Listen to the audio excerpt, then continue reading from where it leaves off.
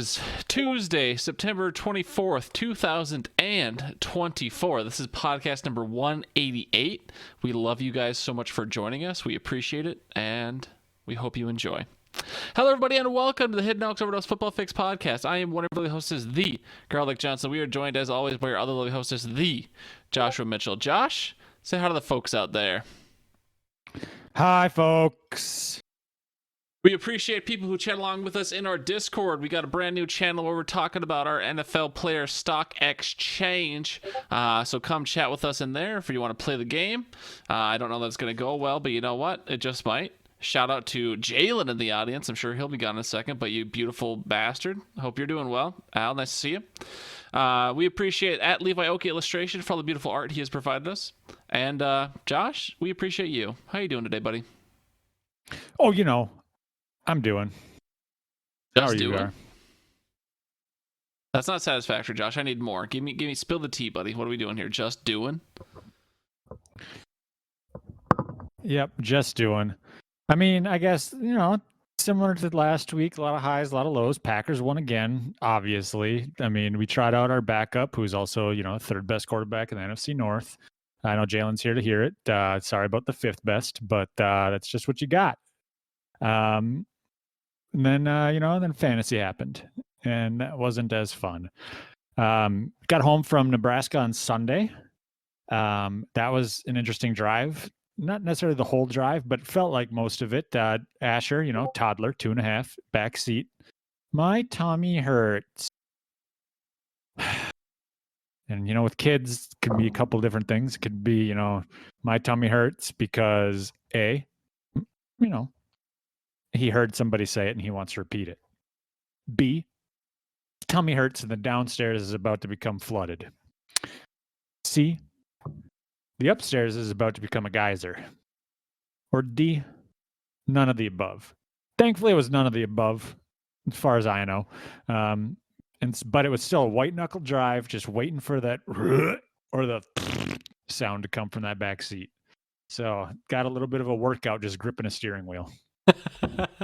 Did you have at certain points? Did you have beads of sweat just dropping down your brow? Be like, Asher, I swear to God, if you explode this car right now. No, not quite, but definitely felt like my hamstrings cramp up a little bit from like clenching my legs or like flexing my legs just kind of like nervously.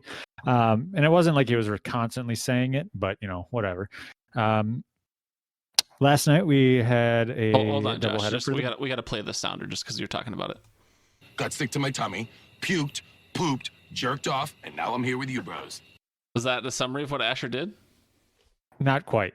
Okay. But yeah, and then last night we had softball, so managed to go and do that. And you know, they won the last week. I didn't go, but they won both games, so congrats to them. This week I did go and we lost both games, so I'm the problem. But I did extend my hitting streak to be I believe I am now 13 for 14 on the season, so I will take it. Ladies. Yep, no big deal. But yeah, so that was that. It was a little chilly, had the sniffles. Allergies are kicking in. But Gar, how are you doing? Did I give you enough now? Yeah, see? I mean, that's the people want to know, Josh. Also, shout out to Swanee, who, to your comment about Caleb Williams, he said Caleb is a walking drama queen. So shout out to that. Yeah, I'm doing okay. Bear down, rar. Bear down. Did you say rar? I hated that. I hated everything you just did. But yeah, I'm doing okay. I think the Chronicles of Gar is addicted to a mobile video game continue to shine. If you guys knew the amount of time and effort this game was taking from me, it's getting bad. I'm going to have to quit soon or something. But anyways, other than that, we persevere. It was my sister's birthday in between this last podcast and now, so we went out to eat, got some grub, had some delicious bunt cake because she loves her bunt cake for some reason. But you know what? She likes what she likes. And yeah, I can't think of anything overly eventful that I did, but football happened again, and now I'm here, buddy, talking to you. This, you know, some would say this is the highlight of my week. Huh. Some may be lying. All right, Josh, let's move on. Let's talk about some foosball. You already mentioned it. We're just going to talk about the week a little bit. The Packers won. Do you guys even need Jordan Love? Well, I think that they're just resting him up so that we can run the dual quarterback system that we've always wanted to run. But Rodgers was just too much of a diva to handle it. I didn't know much about Malik Willis before he took over as starter while Jordan Love is out. But it sounds like he's just a class act, a real go-getter, kind of not a scrappy young man, but just a good kid. They gave him a game ball after his revenge game, which was nice. He deserved it. And Green Bay is also leading the NFL in splash plays, which are runs of 10 or more or passes of 20 or more. I believe that was I don't even know what the percentage is. I just know that they're in first and Bears are in last. And that's not a shot because Jalen's listening. That's just what I'd seen. Facts don't care about his feelings, you know? Yeah, feelings. But yeah, so that's kind of how it went. We didn't get to watch a whole lot because we were driving on Sunday. So I think we got home right around the 3:00 games, and then unpacking and all that stuff. So it wasn't necessarily like I got to watch a whole lot. And then I went to bed during the night game. But yeah, how was your weekend of football, Gar? I mean, the Vikings won. That was great. The Vikings are obviously Super Bowl bound, dude. I mean, did you see how bad we embarrassed CJ Stroud? Were you a witness? Well, as I said, I didn't watch the first games, and they played at noon. I did have to let my ear holes. I did have to, because I did want to have some football, but the only kind of football you can get in the Minnesota region where we were driving through was, Vikings and Paul Allen. So I did have to let his calls penetrate my ear holes. And, there was a few different things that I'd like to shove in my ears before listening to him talk, but I didn't have them handy. Some of them items being a lit torch, needles found on the street, molten lava, and I don't know, just a bunch of other things. He once again went to prove that he is just a dumb doo-doo head. Literally, I think he spent 5 minutes laughing at Laramie Tunzel and all the penalties he's gotten. And every time it was like a 3rd and short, he'd go, "Come on, Laramie, give us one. Come on, you can do it." It's just like, okay. But yeah, we all know he's just an aging pedophile and needs to get taken out back, old Yellard, that sort of thing. Old Yeller, is that what you just said? Yeah, old Yellard, taken out back to barn. I get it. Sent to the farm. Browns to the Super Bowl. That sort of thing. Oh shit. All right. Yeah, so I mean, obviously it's nice to watch the Vikings get a win. We did see, I mean, I don't want to say Sam Darnold is just the reincarnation of the Case Keenum season. There were obviously some shades of Sam Darnold threw into triple coverage, and it turned out to be a touchdown. It was no problem. We also saw Sam Darnold multiple times try to vaguely flip the ball end over end to Aaron Jones or whoever was just sitting right there. We also saw that multiple times in the game. If Sam Darnold does that against the proest of pros, are we going to get away with that? Not very often. So I don't want to sit here and be a downer. Obviously we've looked pretty convincing in our wins, and I'm happy about it. I'm just I have to hedge my bets. Emotionally, this team has damaged me too much. So I have to hedge a little bit, but of course, who doesn't love to be 3-0? Everyone wants to feel like they were the underdog coming into the season. Now we're proving all the haters wrong. Blah blah blah. That's where the fan base is right now. I would not say I'm exactly right there because I still don't think this is a Super Bowl team. Of course, after going 3-0 like that, pretty convincingly beating the Niners and the Texans, even though, it is just the first 3 weeks, and I'm sure those teams will bounce back and be playoff teams. But does it look like we're trajectory bound for the playoffs right now? Sure it does. Is that way too early to say with 15 or 14 games left? Also, yes. So I don't think we're a Super Bowl team, but it's exciting to watch our team win, and I will try my best to just ride the high while also be as realistic as I can. Al just heard you say that you guys aren't Super Bowl bound and fell to his knees at Grand Slam. Yeah, exactly. All right. But Gar, going on, since we are an NFL fantasy football podcast and not just an NFC North podcast, there are currently 5 undefeated teams right now. Can you name the other 4? I absolutely could not. I think one of them is the Steelers. I think I saw that today. Give me the other ones. Nope. Well, I'll give you a hint. Two of the remaining teams are in the AFC, and one is in the NFC. Can you do me any better? Because I really Opposite coasts. Is the Commanders one of them? Nope, they're not. Okay. Opposite coasts for the AFC teams. Okay. Is Seattle one of them, based on what Al just put in the yes, chat? that is an NFC team though. I really don't know, Josh. One of them is might open their own restaurant. And by opposite coasts, I meant their conference or the division is on the opposite ends. The Kansas City Chiefs are one. Okay, that makes sense to me. And then the Buffalo Bills are the other. Oh, okay, yeah, they do. They dominated Monday night. Did you see that shit? Did you see either of the Monday night games? Nope. As I said, I was at softball. Oh, you did say that. So scheduling conflicts there. I did get into the car as Jaden Daniels was showing up and throwing it to Terry McLaurin, and I had that stack in fantasy, and I was like, oh boy, I hope that put me over the hump against Gar. Turns out it didn't. Just brought me even closer to heartbreak because now instead of losing by 14, I lost by 6. Lost by 6. I also lost out on a $300 parlay because Jaden Daniels needed 9 more rush yards and he didn't get them. But that 5-person bet that I had in Sleeper, all of them hit except for the Jaden Daniels. Except for Jaden Daniels? Damn, bro. How does that make you? Yeah. That's the cheat code. Put 20 down on Al's it, been telling me. Yeah, I got a $20 free bet, and so I was like, I'll just do 20 on a 5 better. 4 of them hit, and I was like, oh my god. And the cheat code let you down. Yep. But he is the number 2 quarterback in fantasy at this point, so shout out.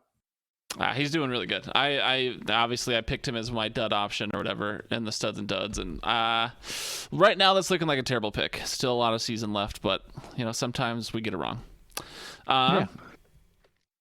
So should we talk? How far of those, just real quickly, how far of those 5 teams do you think will go? Obviously, we think the Chiefs are pretty damn good. Who else do you think will continue to go undefeated, and how undefeated will they go? You don't have to pull up their schedule. Just give yourself your vague truthiness.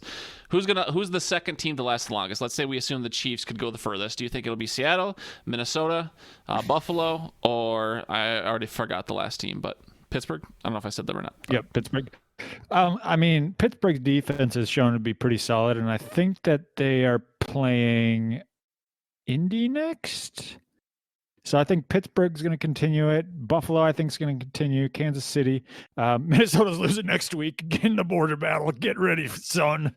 They're going to be 3-1. Nah, I'm just kidding. Vikings Packers always seem to split, and it always seems to be Vikings get the first game of the season, and the Packers get the last game. All of my recent memory is that where, yeah. I think that Seattle's probably going to be the first to lose in that group. I think we might have 4 undefeated teams next week, and then after that, it'll be kind of a crapshoot depending on matchups. Okay, we'll see. We will see. And sorry, I had interrupted you. What else did you want to talk about? I was just going to say, if you want to do the grain of salt first and then the fun facts, because I do have some things to contribute to that blank segment on our notes. Oh, okay. Sure. Let's do the grain of salt. Yeah, I went first last week, so it's only fitting that you go first this week because yes, sir. Start strong, finish weak. Yep. All right. So I went 6-2 yet again in fantasy. I've gone 6-2 all 3 weeks, and I'm still alive in both guillotine leagues. I am 18-6 overall as the records read in the leagues. However, Josh, I've already hedged my bets the last couple weeks. When you go down to the intellectual property of Joshua Allen Bunker Incorporated, below the surface, things are getting pretty bad. If I were to play every team in week 3, I would have only gone 53-50. That is a 51.46 winning percentage. Overall in the season, I'm at 191 and 125, which would be a 60.3 winning percentage.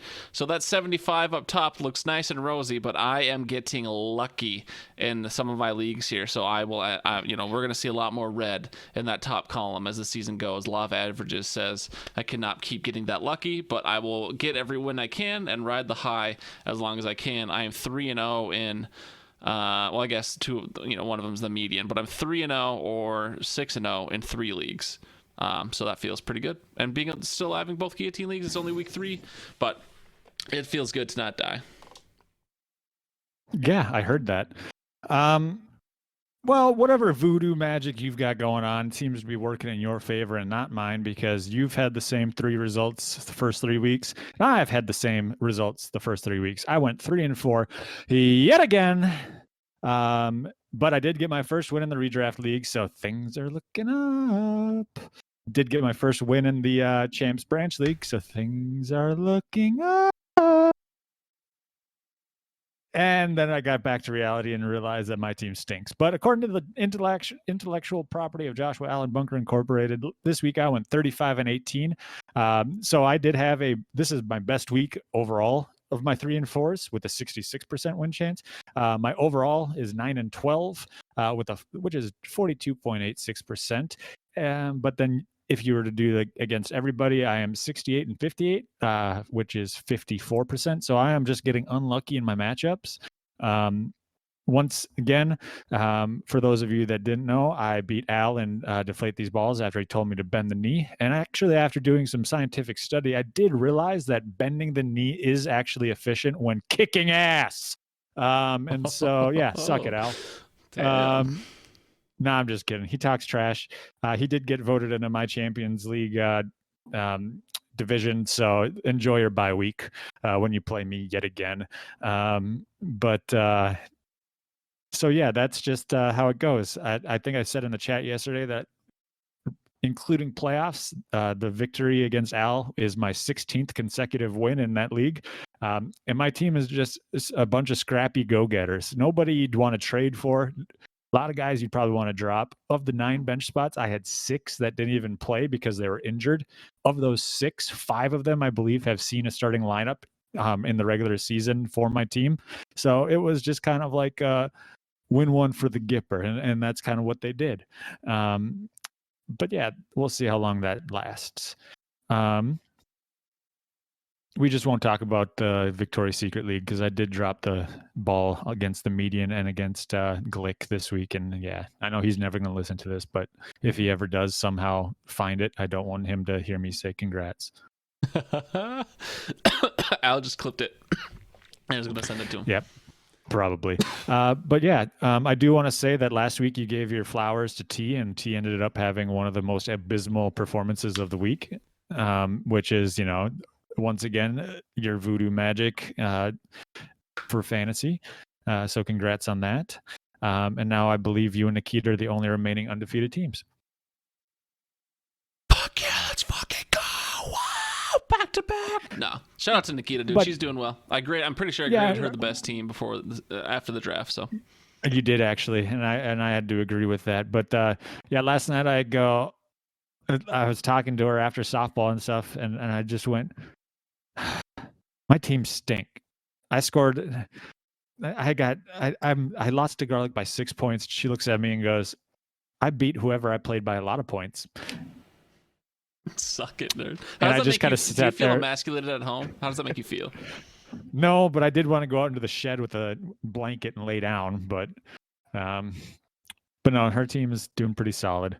Yeah, so I did have some things. I didn't. I pulled together I looked at our waiver wires in the Hidden Oaks League, and currently the number 4 and 7 quarterback are sitting available on waiver wires. I know you don't need a quarterback because you have Allen, who's number 1, and I have Daniels, who is number 2. But Sam Darnold is the number 4 quarterback in fantasy this year. So how about that? And then Dak Prescott is available, and he's the 7th best. For tight ends, which was the other kind of position in which there's typically streaming, Komet is available. He's the 3rd best tight end. So Gar, I know you probably need one of them. And then Gesicki is available, and he's the number 6 tight end. Granted, the drop off between 1 and 2 is, not very much. And then the drop off from 1 to 10 is probably about the same because all the tight ends stink this year. Dude, is Travis? We don't have to sit here and ramble about everything forever. Is Kelsey washed? Is Kelsey done? Let's sensationalize Kelsey. I don't know. I think he might have just gotten a taste of the good life, realizing, if I marry this Taylor chick, I'm probably set. I don't need another Super Bowl ring. And so he's just out there and he's just thinking, he's probably out there with like AirPods in, shake it off, shake it off. And so he's just sitting there doing his Taylor Swift dancing. Could be. But moving on into the segment that I actually did have, we're gonna bring back the dogs and the logs. We're gonna change the Dogs name. and I the believe. logs. I believe last year it was dogs and hogs or something, but then Yep. we had the hogs at the market, and so I'm just gonna call the dogs, because you got them that dog in them, and then the logs, the ones that you drop and just want to flush away. But this week, the top 3 performers. Juwan Jennings owned in 71% of leagues. He was started in 51% of those leagues. He contributed to 79% of wins. I was a benefactor of him in one league. Shout out Al. And I was a loser I was actually on the 21% side of that. Well, no, I had him in my starting lineup, but I still lost in the Victoria's Secret League. Oh, but we'll get to that in a second. The second best for the week, Saquon Barkley. He's owned and started in 99% of leagues, as he should be. But he contributed to 73% win rate. So if you had him in your starting lineup, 73% chance you won. Shout out Nikita. And then Dallas Goedert, so Saquon's teammate, he's owned in 93, started in 68%, and he contributed to 71% win. Shout out Al.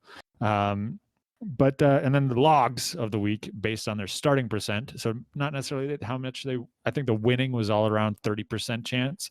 But Ramondre Stevenson was started at 93% of leagues, and he only had a 37% win rate. So that goes to the Victoria's Secret League. Had him in my starting lineup. Jamison Williams, 84% start. And he contributed 36.78% of wins. He was on my champs team, but I ended up winning. Suck it, Jack. And then Anthony Richardson, my dud on the season, was 82% start. And if you had him in your starting lineup, he probably only won 36%. So yeah, those are the dogs and the logs. And as we are on the topic of Anthony Richardson, Gar, I'm going to toss you a hypothetical, maybe real trade. And Al's listening, or at least using us to make fun of our takes. But let's just say you have Lamar Jackson as your starting quarterback, and somebody offers you Jerry Jeudy and Anthony Richardson for Lamar Jackson. Is that an instant accept or an instant decline? Well, just give me the names one more time. Let me just fully soak it in. Okay, so you have Lamar Jackson sitting Yes. in your starting quarterback slot. Yep. He's got a goofy looking face, but he's fast. He plays for the Ravens, loves to run. He's the guy. And then he's got Anthony Richardson, has a cool 360 spike, gets hurt all the time. And then Jerry Jeudy, somebody who is playing for Cleveland Browns, who is having an even worse performance on offense than they did when they went 0-16. Would you rather have Lamar or Jerry Jeudy and Anthony Richardson? I mean, I'm genuinely not familiar with how any of those players have actually performed in fantasy this year. The only thing that comes to mind is that long bomb from Anthony Richardson to start the season. That being said, of course, on paper, I think you want Lamar, right? Yep. Well, yeah. Paper mache, cardboard, stone tablet, no matter what.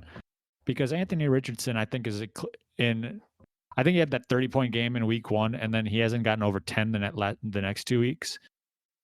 But I don't know. Jay and Tyler made that trade, and now I'm just bringing it up because I have to go against Lamar for the second time this season. So it's just like, you know what? I'd rather go up against Anthony Richardson because he's duty. Right. But yeah.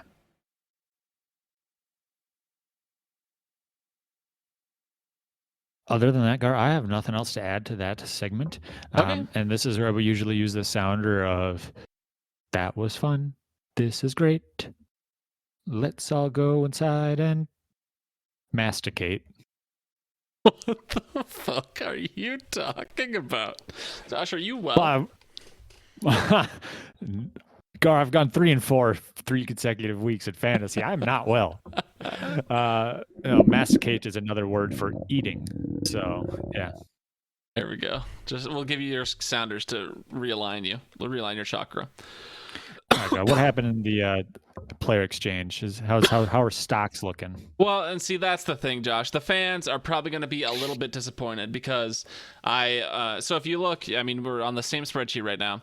I for sure put together a simple version of the tracking, which I think I'll end up expanding on. And then I tried a complex version. But the complex version, I think I just went a little bit too far because, of course, players, would want to know kind of what their current pending balance is because that's the cash they can spend essentially, right? Like how many points per game do I have in cash? And we want to track their buying and selling week by week. But then I tried to get a little bit too fancy with it. And I was like, okay, well, let's start tracking their realized gains, their unrealized gains, and let's try and do the whole thing like a real stock app or a real portfolio. And some of the formulas became really hard for me because I have what the kids would call a fucking smooth brain. So I was unable to complete my ultimate mega super ultra awesome vision for the player exchange complex tracking. But I think what I'll end up doing, and hopefully I can get your help with it starting next week, is we'll just track, we'll track the buys and the sells and their portfolio value. And then we will... we won't worry about the realized, what their fully realized gains are and their unrealized gains are and all those different things. So many stats make it a little bit too confusing, but we'll for sure focus on kind of these three things. I don't know if you're watching or not, but the buy and the sells for the week and what their balance is and their portfolio value. I don't have that together this week, but we can go through kind of who everyone bought, and there's already been a couple sales as well, and we can go over the point balances. And then you can talk about what your experiences was, kind of picking your players, and we can give our opinions as we kind of go through that list. How does that sound for you for the first week? Yeah. Well, I just noticed that you're missing a few of my players, so I'm going to add them. Did I miss them? Well, I saw you added Isaac Guerrero. Yep. And I had sent like 8 over. Oh, 8 for this week? Yep. Okay. Here, let me help you. There's a bunch of new rows. But anyways, okay, so Josh, last week you bought, we'll just kind of go through the players here. Josh, you got Kelsey, Akers, Swift, Chase, Ayuk, and Burrow. Those are all your first week purchases, right? I didn't miss anyone there? Nope. All right, excellent. And I didn't pay attention again to like really any of their PPGs. To your knowledge, and you haven't said you want to sell anyone yet, unless I missed that as well. And to your knowledge, did any of their PPG significantly go up or down? Like, are you feeling pretty good about any of your initial purchases, or are they kind of similar to where they were? Well, I believe Jamar Chase and Joe Burrow went up, but I think the other ones are relatively the same, if not lower. Sure. Okay. And then who are you looking to buy this week? All right, so we already said Isaac Guerrero, Jameis Winston. You don't have, why are you buying these players, and what's the opportunity you see? Well, rookies and then poor offenses with opportunity for garbage time or injury. So with the Cleveland Browns being historically awful this season, Jameis Winston has been utilized in some short yardage situations. So, even just a touchdown next week is going to boost his average to where I could sell him. Even better is Deshaun Watson gets arrested and goes to jail. So Jameis Winston's the starter for the rest of the year. Oh, just like that, huh? Easy peasy. All right. All right, so let's look at Al's portfolio. So Al, he went with Aaron Rodgers, Travis Kelce, with only 4. I think that's quite a steal if he can even get a touchdown one week and then just sell him. Terry McLaurin, Khalil Shakir, Patrick Mahomes were both in the double digits. Then Adonai Mitchell's just down at 2.6, and Trey Benson was down at 2.75. So Al, out of his 7 initial purchases, 4 of them were 6 points or less, which I think, of course, most of us are looking for those cheap purchases to start and hoping we get a huge return on them, percentage-wise and points-wise. And then this week, he's already bought Garrett Wilson, Chase Brown, and Bucky Irving. Al, I don't know if you tracked your portfolio at all week to week. You're welcome to put in the chat real quick if you know you're up $1 billion or down $1 billion. But he spent about 55 the first week, and then has spent... what is this? He has spent another 25. So his current cash balance is down to less than 20 points. Of course, what your portfolio is at matters a lot as well. But Al's getting down there as far as cash on hand goes. So he'll have to make sure some of his investments pay off, or he'll have to sell a couple things if he wants to make a further investment quickly here in the future. And I have not seen anything from Al yet in the chat, so we'll move on to Brad. Brad went with, I think, maybe The most conservative approach, he spent the least. In week 1, he only bought 3 players. He bought Ezekiel Elliott for $9.05. He bought Joe Burrow for $12.64. A couple people hit the Burrow. And then Carson Steele was only $0.35. So that was quite the pickup by Brad, I think. I think that one has a really good opportunity to blossom. And then this week he wanted Chuba Hubbard for $13.63. But in the first week he spent just about $22, and then he spent another $13. So his cash, Brad certainly has the most cash on hand right now. He has almost $65, $64.33. So Brad is going with the more conservative strategy of just keeping cash and hoping you hit. Ultimately, will that pay off or not? We'll see. We'll look at the contrast to Brad. We'll skip over Walt and go back to Brian. Brian invested heavily into the market. Brian, how many players is this? In week 1, Brian purchased 14 players. He spent essentially 97 points, almost his entire balance. To his credit, he has already flipped 3 of the players for a profit. I won't sit here and list all 14 players, but he spent almost all his money. But Jahan Dotson, he bought for just 0.8, and he sold for 0.147, so that's nearly doubling your money. For Tutu Atwell, he bought for 3.9, and he already sold him for 7.03. And then Cam Akers, he more than doubled his money. He bought it for 2.5 and then sold him for 6.2. So his cash balance, I'm sure he's going to text me tomorrow a couple more buys, because we have I'll just say the deadline is, you can start from Tuesday at midnight, and then like Tuesday at the very early in the morning, and then the deadline is Wednesday at 11:59 p.m. So essentially 48 full hours for buying and selling. But so he is now up. His cash balance is 17.74. So Brian is pretty exposed in the market, but he has already proven his ability to flip some players for profit. So, and that's the name of the game, baby. You're just trying to. All that matters is that cash balance at the end. And I guess, of course, at the end of the year, no one portfolio's value will matter. We'll just sell everyone, so everyone has a cash balance in week 17. But so that's it. Brian went for the opposite of his son. Brad bought 3 players. Brian bought 14, and they, the apple, I guess, fell far from the tree on that one. Josh, you're kind of somewhere in the middle. Which do you think? Well, you actually bought a lot more this week, but which strategy do you think is ultimately better to pay off? Do you think Bradley has a good shot of just keeping cash on hand and hoping more people's portfolios tank more often than they succeed and taking that conservative approach? Or do you think we should only, 2 weeks into it, do you think we should be playing the more Brian approach and investing every dollar you got and just, making as many as, exposing yourself into the market as much as you can? What do you think is better? Well, I think we should talk about what is worst, and we should talk about Walter's decisions. All right, you can just avoid the question, I guess. Walters purchased 4 players in week 1, and only one of them was in the single digits. He did Colby Parkinson, the tight end for the Rams, at 5.45, but all of his other purchases were in the double digits. Zach Charbonnet for 15, Jerome Ford for 13.15, and Gardner Minshew for 12.86. So Walters certainly, his average spend per player is certainly the highest. I'm not going to sit here and crunch the numbers quickly, but he spent almost half his PPG and only has 4 players to show for it. That is similar to the opposite of Brian's strategy. But Brad was able to get a couple players for cheaper. So yeah, but again, Josh, to relabor the point, now comparing Walt to Brian, I guess, would you rather have few players and keep a higher cash balance, just hoping your opponents fuck up, or would you want to really expose yourself in the market and take a bunch of risks and think that'll pay off on average in the end? Well, I think that even with like the risks that you're taking there, if you were to sell, because odds are like guys like Jahan, he's sold already, but like I'm trying to find it, like Donta Foreman, 3.05, he could have 15 awful games and you're only out $3. Sure. Rashad, CJ Stroud, 16 for a quarterback, Patrick Mahomes, 15 for a quarterback, have similar, where it's not going to be a huge contributing factor. You may sell at like 13 if they have a bad season or they get hurt or something. Cordarrelle, not going to go a whole lot. Walters, I did make fun of him, but like Gardner Minshew, even if he might not play next week, he might be benched and Aiden O'Connell comes in, he still made a profit of like 0.15 or whatever.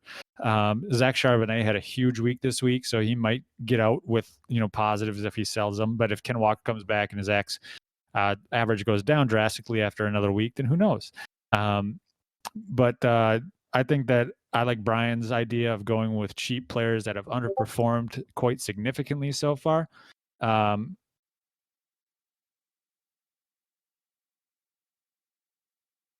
And so, yeah, that's kind of the way it goes. Sorry, I had a bunch of notifications come in. No, it's okay. What Alice said in the chat, and we, I think for now we wanted to see how the game goes for at least a couple weeks, and if we really have to change it, we can. But Alice said, I feel like you got to sell at the latest game stats, otherwise it will take a while for averages to move. I mean, that's kind of the point, though, is that you're making an investment and you're hoping it pays off on average over time. It's not meant to be. The game as designed will certainly get a lot harder late in the season. But at the same time, I don't think many people are going to sell for a significant loss. Like, let's say they bought a player for $10, and then they had at a certain point you're forcing too many people to keep their cash in the market at that point, and maybe that's what Al would want his strategy to be, to take advantage of that. But if you purchase a bunch of players and they all have a bad week, then you're pretty much forced to hold them, because you would have to, if you bought them for 10 and if they had a really bad week, you'd sell them for, I don't know, maybe 1 or 2 points. That would be brutal versus their average only going down a couple points if you want more liquidity. So this is our very first time trying it. Certainly we can try a different version in the future. I prefer to, continue with the averages for now, but I do appreciate the feedback, and I feel confident we will continue to tinker and change the rules as we go on, because literally, like I said, I came up with it, not that I've never thought about it before, but I came up with it 20 minutes before we started the podcast last week. So to pretend it was a fully fleshed out idea would be an absolute lie. Yeah, we could do, because the averages fluctuate so drastically in the first few weeks, we could do, we could do something along the lines of, you have to hold your player for 3 weeks, and because that's going to impact a little bit more, or, because if Walters were to, or let's just say Cordell Patterson's the starting running back because Najee Harris has a bum shoulder, and Jalen Warren has his knee issue. So Cordell Patterson goes in and puts up 15 points. Brian sells him in a week. Well, maybe we have to hold on to players for 3 weeks minimum, unless you do a 75% of the total points scored for that week. Gotcha. Yeah, we'll see. Obviously, the more ways you tinker with it, the more complex it gets. I say keep it make the a same. PowerPoint, present it to me. Let me see. I'd rather not. But yeah, again, Al, please continue to give us feedback, because at least for the next couple of weeks, for sure, to Josh's point, the averages should fluctuate greatly for at least the next, I don't know, 3 to 5 weeks. So that should keep the game exciting for at least the next short period of time. And then if we need to reassess as the averages get a lot harder to move, I would understand that. But I also think that would add a more fun new challenge as well. Like, how can you really find the value? Or you start just picking up, you start essentially streaming the players. It's like, all right, Gardner Minshew's having an okay season, but they're about to play the fucking Giants or whoever a bad team is this year, or the Browns maybe. It's like, all right, let's pick him up because he should spike an average, maybe not spike, but his average should go up maybe 2, 3, 4 points if he has a really good day. So you have to, you have to start playing it a little more strategic versus just buying all the absolute cheapest players and hoping they double or triple their average because their average was fucking 2 points or something. But we'll definitely continue to assess, and please continue to give us that feedback. All right, Josh, is there anything else you want to talk about today? I forget if there's anything else in the show notes, but to Al's point, do side bets this year, or? I certainly planned on it. I certainly have it allocated in the fantasy budget. The money's set aside for all of the side bets. So I have not been very good at keeping account of it. Josh, if you want to be in charge of tracking it and announcing it, that would be cool. But I won't force that responsibility on you, since I'm technically the main commissioner or whatever who pretty much does most of the stuff. So if you want to run with it, please. If not, I promise I will get to it eventually. All right, I was just deleting all of the old ones then, and then I can start the tracking, and we can announce the first 4 weeks next week. Yeah, sounds good. Make sure we do some sort of guys, what I had done the last 2 years is just use the exact same list and in the same order, so we can't say that we manipulated the list to be like, oh, looking back a couple weeks, I would have won this one, so this one will be the one for week 2. Not that I think anyone really distrusts us over a $5 thing, but maybe be transparent about how you choose for the ones that already happened. Either way, Yeah, so yeah, because I'll just do that right now for those of you who are still listening. But the first two are probably going to be staying the same because it is the most players scoring, 15 plus, Supreme Drafter, and then Flash in the Pan. So biggest drop from team score, or biggest drop in team score from week 1. So you start hot, Supreme drafting, and then drop off. But then after that, I will randomize weeks 3 through 14, so I win. I mean, so they're random in comparison to last year. All right, there you go. There's Josh just put it out there so no one can question it. All right, that's all I have for the podcast, Josh. So unless you have anything else, we can let the people go. Okay, bye, people. Go Packers. Al, thank you so much for listening. Walters and Brian and Brad, we appreciate you guys for playing along as well, and we hope the game will be fun for many weeks to come. Thanks for listening, wife. Love you. Oh, and Nikita. Well, she's not. Tell her to get in the stock exchange, bro. She can. It's not like there's no prize. We're not playing for money. She could, pick a couple players and just see how they do. But it's up to her. Nope, I don't want her beating me in that too. Once we fine tune the game, then we'll start putting money on it. But I did not feel comfortable asking people to pay for a game we had not fleshed out. Anywho. Yeah, that's why we have to use the link that I sent out, where it's somebody set it up as a website already. Did they? How did I completely miss that week or that link? Sorry. Al wants to speak. Let him. I don't care. What's up, Al? Hey, Gar. Respectfully, if you don't know how that was my guess. Did Al just cut out for you too? I think he dropped his phone in the porta potty. Yeah. And then he left. Nope, dropped in the porta potty. That's how it's ending. That was the most epic. Go Packers. Cameo. All right, I feel like I want to give Al a second to come back, but I don't think he's gonna. So that's the show, everybody. Love you. Bye.